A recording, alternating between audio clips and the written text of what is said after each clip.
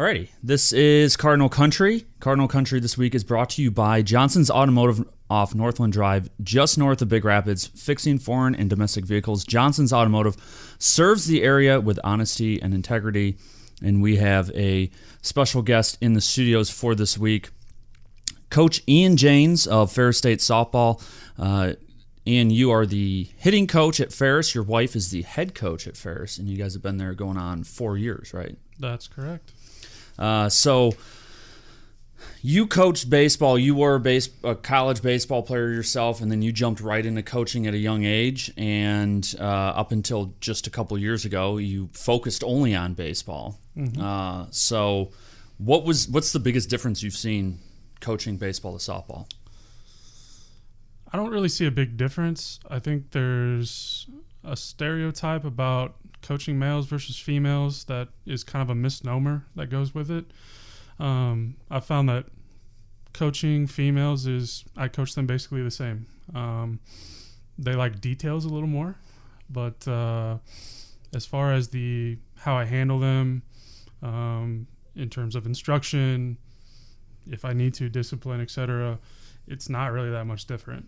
And I think they appreciate that. I think they appreciate being held accountable, and I think they appreciate that I didn't just come in, straight coaching like baseball. But I will say the one thing that I have to do is make sure that I can explain everything in great detail. That goes along with it. Interesting. So in the almost 4 years now that you and your wife have been at Ferris State, is there any difference in philosophy that you guys have instituted over previous administrations? Is there? You guys are doing pretty good the last couple years. 4 years means you're kind of just getting into your own recruiting classes now. Yes. So the expectation is probably that it's just going to go even higher. But is there any difference in philosophy that you guys have instituted over previous coaches? Yeah. So this year's the first year that we're going to have the entire roster be our recruits. So in terms of philosophy, not trying to talk about other coaches, but we preach academics first. Like, the reason that they come to college is to get a degree and then move on to, serve their communities, etc. So we make sure that first and foremost, they're on track to graduate. They're on track with their majors. We're different from a lot of programs in that, say, for example, we have nursing students. A lot of softball programs won't take nursing students because of the clinicals, et cetera, that go along with it, a lot of time management. We allow that. We work with them in their schedules, and I think that was a little bit different from teams in the past. So we allow them to study what they want to study, and then softball, while it's important, is kind of a secondary in lieu of, their majors. So we work around their schedules in order to help them best suit their majors, and then softball comes with that. But softball is still important. It's still our main focus, obviously. And it's a little bit of a logistical nightmare at times, but, we make it work. Yeah. So, that's extremely admirable, though, and I think that there are coaches. I'm not saying that there's anyone at Ferris State or anything, but there are coaches throughout college sports that I think lose sight of exactly what you just said.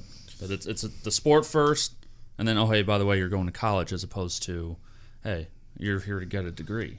Absolutely. And I think at a Division II school, especially, and in a sport like softball where there's no draft, like, your number one priority should be academics. Mm-hmm. It should be, your course of study. But still, I don't want it to seem like, we put softball on the back burner either. There's still, I'm still extremely detailed in our studies on hitting, and what I do hitting. I think that's pretty evident. Anyone who knows you and your wife, you guys are. You live and breathe it. So, I'm sure it's not easy though. It's that balance of, hey, we have these high expectations for you. Like, I know you have physical expectations of softball players just showing up, that they have to be able to adhere to, on top of any other expectations you guys would have throughout the season during game time, or during game time of the season, as well as off season. But on top of that, you're stressing academics. Absolutely. Yeah. And being an athlete, especially in 2020, is I don't envy them whatsoever. I mean, back when we were playing, just in terms of things like the pandemic, like the amount of time commitment they have to extra things that we didn't have to worry about is absolutely ridiculous. And I commend our athletes a great deal for their time management and their flexibility with everything that's going on. I mean, last spring, we only got to play 18 games before it all ended. And our kids handled it tremendously well. And they've handled everything throughout this pandemic tremendously well. So I'm not sure if I were back then, if I were having to deal with the circumstances that they have to deal with right now, with all of the things going on, the extra testing, the extra protocols, the masks, remembering to have them all the time. I'm not sure I could do it effectively. I would try. Yeah. But I'm not sure I could do it effectively. So hats off to the kids. Well, and there's something to be said for employers looking at student athletes. I know graduating from Hillsdale, there's a number of companies that specifically targeted student athletes out of that college. And I think that time management, kind of dealing with crap that you have no choice. Right. Like, you can't control it, right? Like, if these girls have a scholarship to play, they want to play softball, so they have to go through the testing. They have to remember this stuff, Right, but on that thought, though, your attitude about it, like, yeah, you obviously have to go through it, but how you choose to, are you going to slouch around and, complain about having to be there, or are you just going to make the best of the situation that you have? Yeah. And I feel like that's what our girls are doing right now. Yeah. I think that's what makes them more employable, is that they recognize this is something that, this is really the game of baseball. There's so many factors in the sport that you do not control, but you can so easily get really mad about. Oh, yeah. And get thrown out of games or cussing people out. You can't control it, and I think this is just another facet of that off the field for athletes like your softball girls, that you just can't control it. So what is your attitude going to be? And I just think little things like that all add up to make like that degree that they have from Ferris State, and makes it that much more valuable, is, I guess, kind of the point I'm getting at with it. Absolutely. So how let's start talking about those girls. How are you guys looking going into this season? Obviously no fall ball, but well, no, actually we're in protocols right now to see if we get to have fall ball. So the girls are going to get tested next week. We're going to see how all that goes. It kind of goes along with the entire student population as well. There are 4 levels involved with getting back to play, but our hope is that we'll be able to practice here in a month. But no guarantees based on that. However, heading into next season, I am very excited about the direction that we're going. Obviously, the last couple years have been kind of a rebuild for us. We've played a lot of young talent, and a lot of that young talent is now, getting into their upperclassmen years. We return an all-conference center fielder, an all-conference shortstop. We have some good prospects in the corner outfield positions. We have a girl at first base who led our team in extra base hits last year as a sophomore. The one thing that we've needed is pitching, and we've got some prospects in this year that I think are going to help us a lot. So I like the direction that we're going. It's been a little slow compared to what I've been used to. Coming from baseball, I coached a team that we never finished below 500, but we were also an established program. We haven't finished over 500 yet since we've been here, not due to a lack of trying, but just pieces involved in our philosophy, etc. And I see that next year as kind of all coming together. You can kind of see the older people who have been here that were freshmen when we first got here, who are now, they're seniors, but they have 2 years left because of the eligibility rules. But you can see them really taking ownership over our philosophies and imparting some of that wisdom to the younger players, which is important in any program. You want your players to take ownership over what you're doing. If the coaches dictate everything that's going on, if they're always the one disciplining, if they're always the one holding people accountable, then it's not a very effective unit. if you have players who really buy into those philosophies and kind of police themselves within the teams are much better. Well, because there are two of you, right? Well, you have three coaches, right? You have one. Three coaches, yeah. So there are three of you. Yes. But if you get a class of even 4 or 5 seniors that all of them are doing this. Correct. Which is what you have 8 coaches. Which is what we have now. Yeah. So we haven't had that yet. No. So yeah. But I mean, that's I've spoken with people about exactly that, like what makes a championship team, and that is the biggest component of it. You look at some of the most iconic duos in winning teams of someone like Tom Brady and Bill Belichick. Well, you have one coach and one player, but the player is essentially the coach. I mean, you could be the smartest, most intelligent coach out there, and I'm not claiming to be whatsoever, but you could be a Bill Belichick, but if your players don't buy into what you're saying, it doesn't matter. Yeah. They're the ones that ultimately go out there. They're the ones that put on the uniform. They're the ones that, run the plays that you're trying to run in football, or they're the ones with the bat that go up there during the game. Mm-hmm. And if they don't wholeheartedly believe in what you're preaching, it doesn't matter. Yeah. And I think that applies at any level, too. Absolutely. I think that goes all the way up to the top. Yeah, absolutely. You can see it like, I think the best example is probably the Miami Heat. Mm-hmm. Bring in every superstar on planet Earth to play for them. They really weren't that good. They were good, but they shouldn't have lost a game if you think about it. They kind of had their own agenda there for the first year, but then they kind of figured it out. Yeah. As they went through. Yeah, figured out how to play together. It just doesn't. It doesn't always.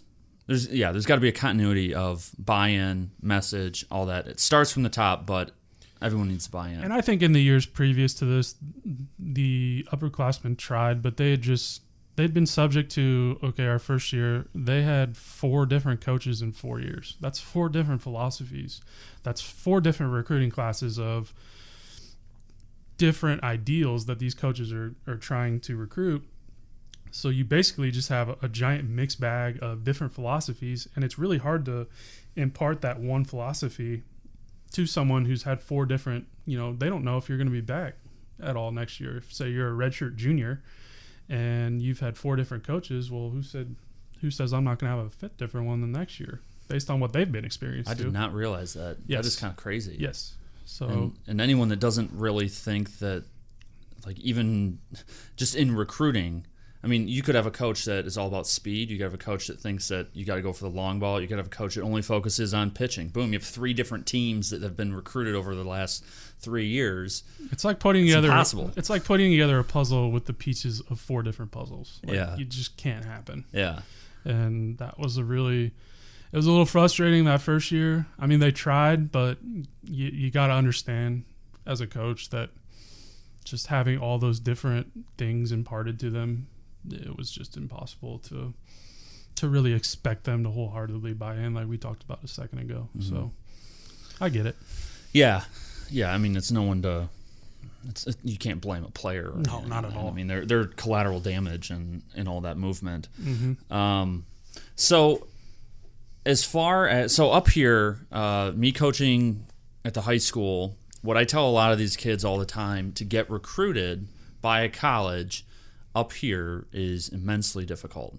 Oh, it's incredibly difficult. And like the example I gave to like Jackson Lund, who graduated a couple years ago, was like, Jack, you got to think about, we had, my timestamp starts with my class. So 2007, we had 3 or 4 guys who ended up playing college baseball out of that class.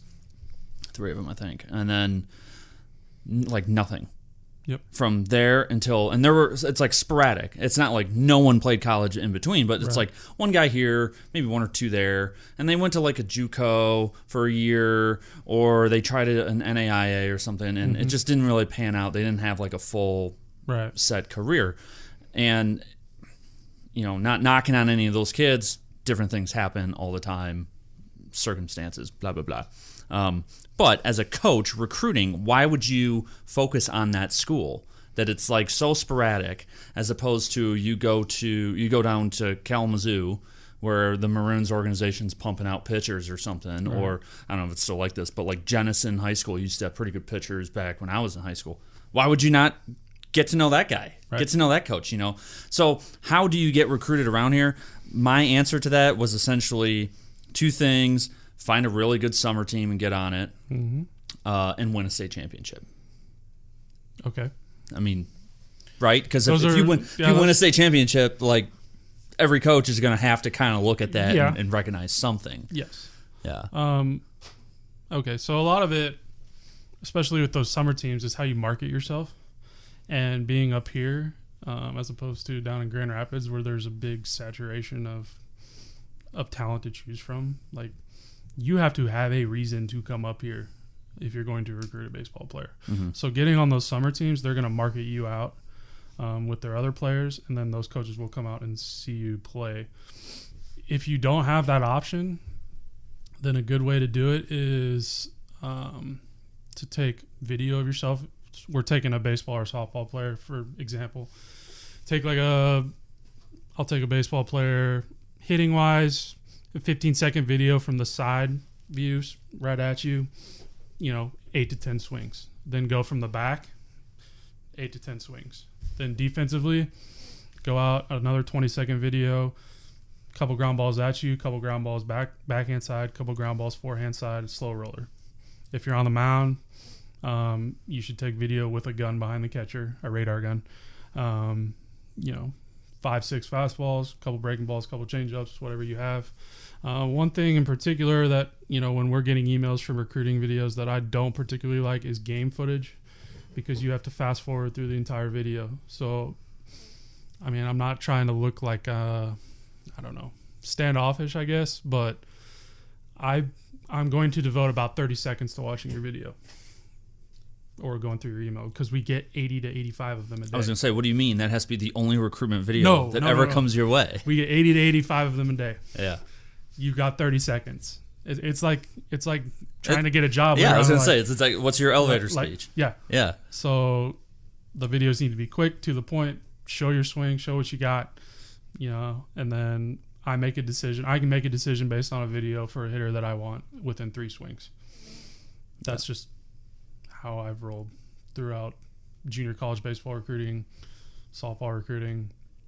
In terms of that, we do have a recruiting coordinator, but when we're looking at hitters, they'll send me the videos of hitters they want me to look at, 3 swings, and I turn the video off. Yeah. Like, it's that quick. The other thing, if you're going to do that, send out emails, make sure they're personalized. Isn't it odd that you have to say that? Like, you would think that that would be... Well, it's like, of course. You run into recruiting services. Some of them are good. Some of them, I'm not going to bash recruiting services here, but my last name is spelled with an N. Jan as in Nancy ES. I can't tell you how many emails I get from those recruiting services where my name is spelled with an M. Mr. James. And as soon as I read that, nope. Yeah. Close it. Well, I do the same recruiting for employees.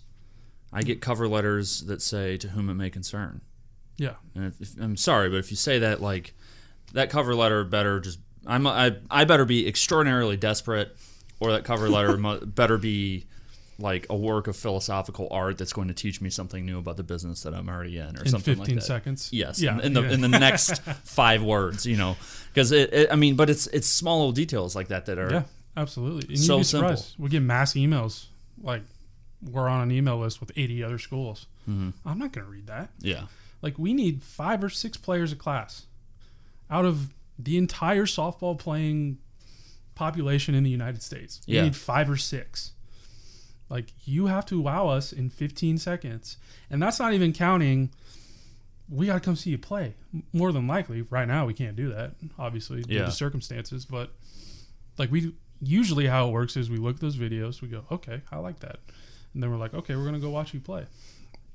So we've kind of established what we look at in the contact phase. Well, when we go watch you play, how are you as a teammate? Do you hustle on and off the field? Do you do the intangible things well? Or do you strike out and slump your head and slam your stuff in the dugout? Like, we don't want kids like that.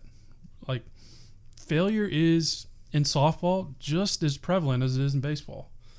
I mean, if not more. I mean, you look at team batting averages for softball; it's way lower. You're throwing from a closer mound or pitching rubber, whatever you want to call it. And then you also have the added variable of, in softball, there's an unhittable pitch, which is a rise ball. The trajectory of the ball going upward, your swing basically going upward. You, in theory, physically can't hit that pitch if it's thrown well. Well, that's a pitch that breaks my brain too, because everything in baseball is the opposite. Correct. Yeah. Throwing off basically a hill at a downward plane. Yeah, you get it. There's the optical illusion that the ball can be up. But how do you handle failure? Yeah. Like, because you're not going to hit 500 at the college level, at any level. I mean, an all-conference player, I mean, I think the best hitter in our conference 2 years ago was like 365 or something like that. Like, you're not going to see the 400, 500 batting averages anymore. So how do you handle that failure? Do you look like, okay, you got me this time, I'm going to get you next time? Or, okay, I got to go do it with the glove now on defense because there's multiple avenues in the game. Like, and I think it's that way in any sport. Like, how do you handle things when it doesn't go your way? And some kids handle it really well. Others do not. And the kids that don't and outwardly show it big time are not kids that we recruit. How easy is it for you, like you say, like 15 seconds, 3 swings, I got a pretty good idea of how you can swing a bat. How long does it usually take you to go watch a girl play and be like, no, or, hey, I like that? I tend to spend a little more time when we go watch a girl play. Usually it's our recruiting coordinator, but if I'm out there, I'll probably watch the entire game just to see, if she starts up for one and I kind of see some things, okay, well, let's see how it goes in the second at bat. Let's see how it goes on defense. They tend to get a little more leeway because if we're going to devote the time to travel to go see them, then they deserve a little more than the... I've never understood that with some baseball coaches that I've known where they'll show up and like watch 2 innings. Well, if you really see the negative things that we're talking about, then you... Yeah. Well, I mean, guys, though, that got recruited that, like, I played with. Oh, really? And they're like, yeah, he showed up for, like, 2 innings and then left. So either he had already made up his mind and it was, like, a courtesy. Yeah. Or maybe. I don't know what. But, like, I mean, I had... When my Hillsdale coach went and recruited me in summer ball, I went like 0 for 4 in the game with 3 pop-ups and a ground ball. And he was like, you're looking great, thanks. And to me, as... Well, those are the games we want to see because we want to see... Yeah, and like I didn't break my bat or blow up or anything like that. But it's like, to me, I was like, I didn't even get hit. Like, I'm not going to get recruited now. And he was like, nope, you're good, thanks. Want to set up a visit? All right, cool. That's a big misnomer that I kind of have with baseball and softball a little bit is the idea that the game is centered on getting hits. Like, okay, we base our entire self-worth in the game based on how many hits we have in a game. Yeah. That's not what it's about. Yeah. It's, like I have to reprogram our hitters when we get there. We divide them into roles. So you've got your top of the order hitters who are like, your objective is to get on base. I don't care if it's via hit, walk, hit by pitch, error. That's your job. Just get to first base. And then we're going to use your speed to steal bases. Then you have your middle of the order hitters. I don't care what your average is. I don't care how many strikeouts you have. I care what your slugging percentage is, how many RBIs you have, extra base hits, OPS, etc. And then you have your kind of executor type hitters. Do you execute situations when we ask you to do it? None of those are centered on how many hits do you have. Yeah. Or, you've got your 9-hole, your catcher who hits 9-hole. Catching is a defensive position. Like, play defense. Handle a pitching staff. I want my pitchers to feel comfortable throwing to you, and I want them to trust you. That's priority number one. If we get anything offensively out of you after that, it's just a bonus. So, I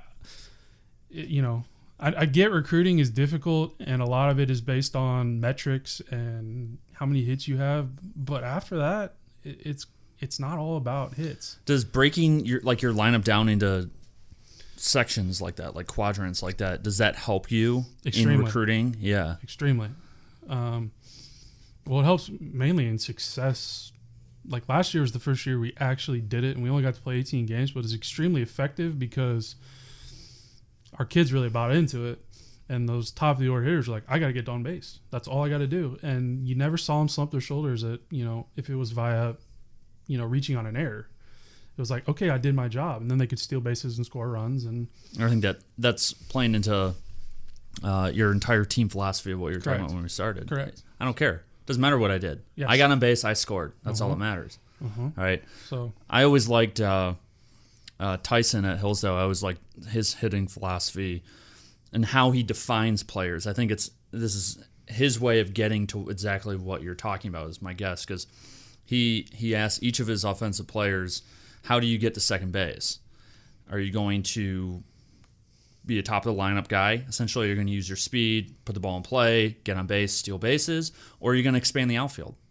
What's your option? What kind of player are you? And then you develop that player into that, into their strength in that regard. There is such a blanket philosophy, I think, in a lot. I went through it my entire college career, every coach I had, of just like, this is the type of player that everyone should be. Everyone be like Albert Pujols. Yeah. Right? When it turns out there's one of them on Earth, and that's why he gets paid $300 million. Like, yeah. So instead, it's like, hey, my strength was to go attack the outer side of the plate and use the whole field, go gap to gap with it. Yeah. But no one ever told me that. Like, I had to figure that out for myself going into like my junior year in college. Oh, like we've got two players. One's our shortstop, and she's barely 5 foot tall. Like, and we've got a middle of the order type hitter who's 6 feet and can hit the ball 2 miles. Mm-hmm. You can't coach them the same. Yeah. The 5 foot shortstop is an all conference player. She runs really well.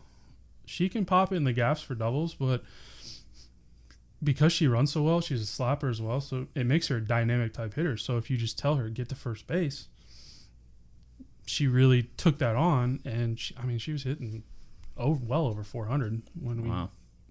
Whereas, that 6 foot tall girl who can hit it 2 miles, like, yeah, her batting average wasn't that high. It was, a little over 200, but she was also second on our team in extra base hits, and drove in second most runs, etc. So, batting average, and that stat. Yeah, I mean, do you look more kind of? I guess you could almost say it's like out of that movie Moneyball, but do you look more at like runs scored versus team batting average? Like, if you had a team batting average of 150, but you led the conference somehow, I don't think this would happen, but led the conference in runs scored, that's a success, technically, right? You're scoring more runs than any other team, even though apparently someone only gets a hit when there's someone ultimately, on. the most important statistic is for someone in my position, runs scored. Yeah. I tend to look at on-base percentage, slugging percentage, OPS. Those are my three big ones. Because batting average can be a misleading statistic in the fact that I could have a girl hit 3 bloop,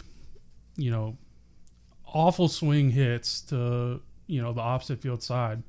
And I can also have a girl go 1 for 4 with a double, but she hit 4 absolute missiles to center field, one of which got over the center fielder's head. Which one am I going to be more pleased with as a hitting coach? Well, probably the girl who hit the missiles, because ultimately those are going to benefit us in the long run. Yeah, the expected batting, there's all these StatCast things now with baseball, but the expected batting average of it, and we were just going back and forth on the White Sox Royals series that just concluded. Don't want to talk about it.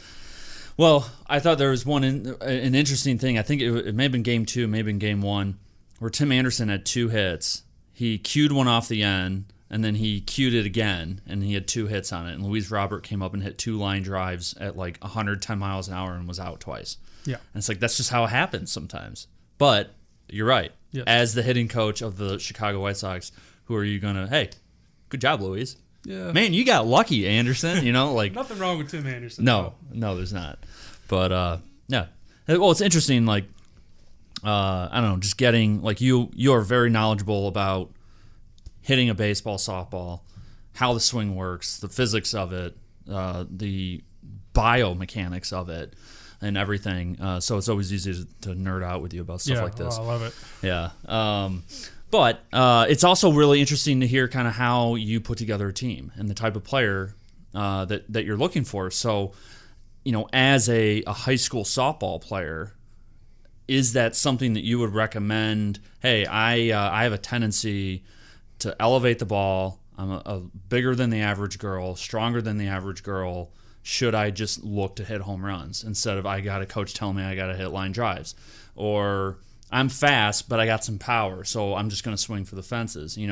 Like, should they try to find a niche in high school, or should they just play ball and kind of let I'm a little hesitant fall? to say to do that just because different coaches have different philosophies, and I don't want, if somebody were to listen to this and, you know, say they play for Don Thompson over the high school, I don't want them being like, I heard that coach with the big head on the podcast say to do this. Like, I want them to do what their coaches tell them to do. I'm just saying that's how we do it here. Yeah. We want to find what works best for the skill set of the players that we have and within the roles of the lineup that we're trying to construct, and then go forward with that.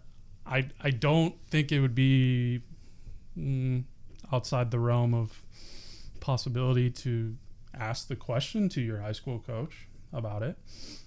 So these are what I see my skill set as. What do you see? I am a big believer in the coach-player relationship being a little more even. I like my players to be able to express themselves to me, obviously respectfully, but a little more freely than maybe most, because I want to know what they're thinking. I want to know how they tick. I want to know how I can best coach them moving forward.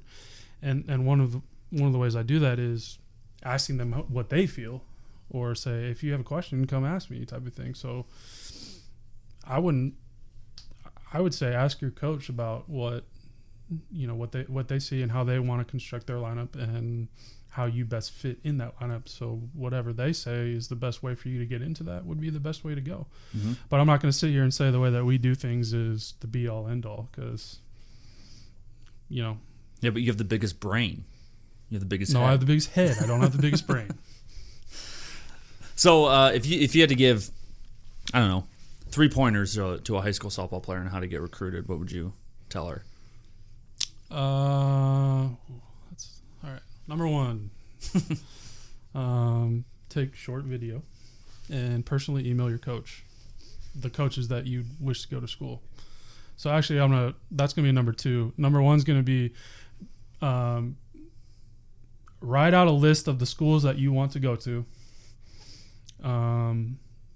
at all levels, and then I would find someone that you trust that will shoot you straight and go, these are the schools that I think you can go to with your skill set. And maybe some of these schools, like, you know, when I was going through school, like, I would have loved to have gone to Florida State to play baseball, but I did not have the skill set to go play there. Yeah. So that was not a school that I went after. And I had coaches that told me, hey, you're really, really slow. So probably not a good idea. So number 1, devise that list of schools that you would like to go to, have somebody check it over and look at it. Then number 2 would be put together the video that we talked about with the hitting, the side, the back, the defensive videos. And then number 3 would be to email all those schools personally, looking up the recruiting coordinator or head coach. First, I would look at the recruiting coordinator for each school, if they have one. If they don't, I would email the head coach. Personally put that person's name in there, and then email them your video. Possibly put something in there about their program that you saw on their website, like, you know, maybe they did some field renovations. We're going through a field renovation right now. I saw you had a really nice field renovation. Would really love to be a part of your program.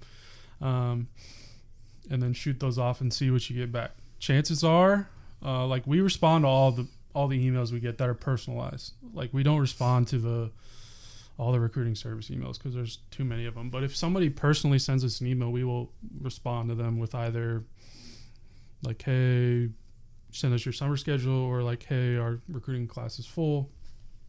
I would like to venture to say that a lot of programs would do that. We'll send you something back. But those would be the 3 things that I would do. And then also get good grades. Okay, well, that was number 1A would be yeah. Well, mainly because in softball, like Division II level, we get 8.7 scholarships if we are fully funded, which at Ferris we are not. And at most Division II schools, softball programs are not fully funded. So what we like to do is, you know, we can stack academic money on top of athletic money. So if somebody gets a 4.0 and a really good standardized test score, well, they're going to get a lot of academic money. So we don't, in theory, have to give them as much athletic money to get them to whatever level would get them to come. So Yes, number one absolutely would be 1A would be to get good grades and a good standardized test score. Yeah, because that's gonna get you the most money, whether you play softball, baseball, football, or not. Mm-hmm. Well, yeah. I mean, I knew a kid who literally got recruited. I don't think he played 3 innings after he transferred after JUCO ball, but he got like a 75% scholarship to go to Wayne State because he was a really good student. No, I appreciate. He was on the team. He was there for a GPA boost, and you know what? Sometimes that happens. I appreciate you saving me on the grades thing on number one, because I guess I just assumed that was a given. No, I mean, we got really wrapped up into no, we did. the You're more right. fun part. Yeah. No. Sorry. No, I appreciate it, because Yeah. if I would have walked out of here without saying anything about getting good grades, my wife, who's also the head coach, would probably hurt me. So what was her background? Did she play at Fort Scott as well? No, she played at Gannon University in Pennsylvania, which used to be a member of the GLIAC. Mm-hmm. Following that, she took a job at Ottawa University in Kansas as an assistant coach. And then after that, she wound up as the head coach at Fort Scott Community College Softball. Nice. So, And is that where you guys met? That is where we met. Nice. Alrighty, Coach Janes, Ian, thanks for joining us. I appreciate the opportunity. Yeah, and all the just knowledge just oozing out of you on how to get recruited and put together a lineup and build a program. I'm glad you're willing to listen to it. It's been good. Thank you again. No problem. Go Royals.